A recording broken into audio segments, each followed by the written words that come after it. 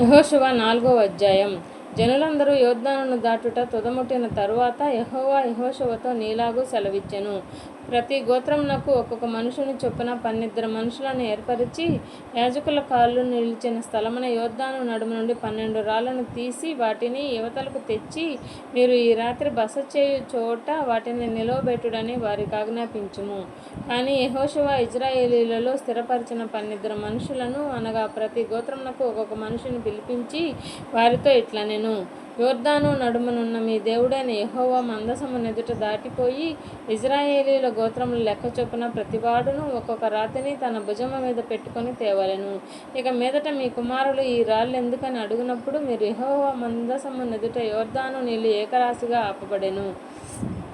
అది యొర్దానును దాటుచుండగా యొర్దాను నీళ్లు ఆపబడెను గనుక ఈ రాళ్ళు చిరకాలము వరకు ఇశ్రాయేలీయులకు జ్ఞాపకార్థముగా నుండునని వారితో చెప్పవలెను. అది మీకు ఆనవాలై ఉండును. అందుకే దీనిని చేయవలెను. యెహోషువ ఆజ్ఞాపించినట్లు ఇశ్రాయేలీయులు చేసిరి.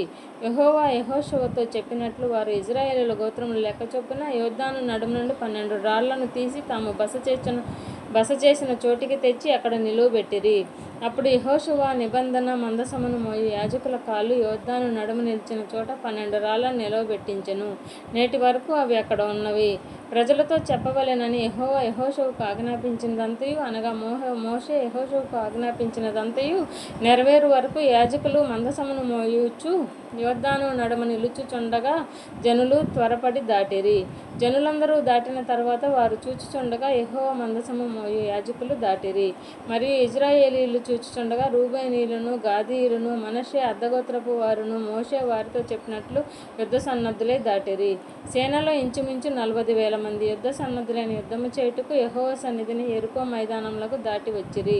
ఆ దినమున యెహోవా ఇశ్రాయేలీయులందరి ఎదుట యెహోషువను గొప్ప చేసెను.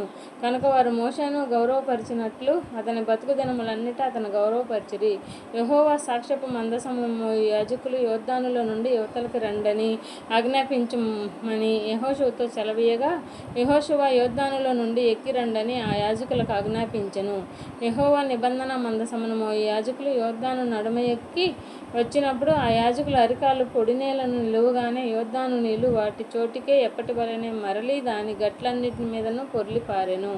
మొదటి నెల 10వ తేదీని జనులు యొర్దానులో నుండి ఎక్కి వచ్చి యెరికో తూర్పు ప్రాంతమందల గిల్గాలులో దిగగా, వారు యొర్దానులో నుండి తెచ్చిన 12 రాళ్లను యెహోషువ గిల్గాలులో నిలువబెట్టించి ఇశ్రాయేలీయులతో ఇట్లనెను: రాబోవు కాలమున మీ సంతతి వారు ఈ రాళ్ళెందుకని తమ తండ్రులను అడుగుదురు గదా.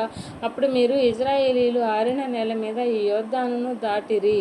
ఎట్లనగా యెహోవా బాహువు బలమైనదని భూనివాసులందరూ తెలుసుకొనుటకు, మీరు ఎల్లప్పుడూ మీ దేవుడైన యెహోవా యందు భయభక్తులు నిలుపుటకును, మేము దాటు వరకు మీ దేవుడైన యెహోవా తానే మా ఎదుట ఎర్ర సముద్రమును ఎండచేసినట్లు మీరు దాటి వరకు మీ ఎదుట యొర్దాను నీళ్లను ఎండచేసినని చెప్పి ఈ సంగతి వారికి తెలియపరచవలెను.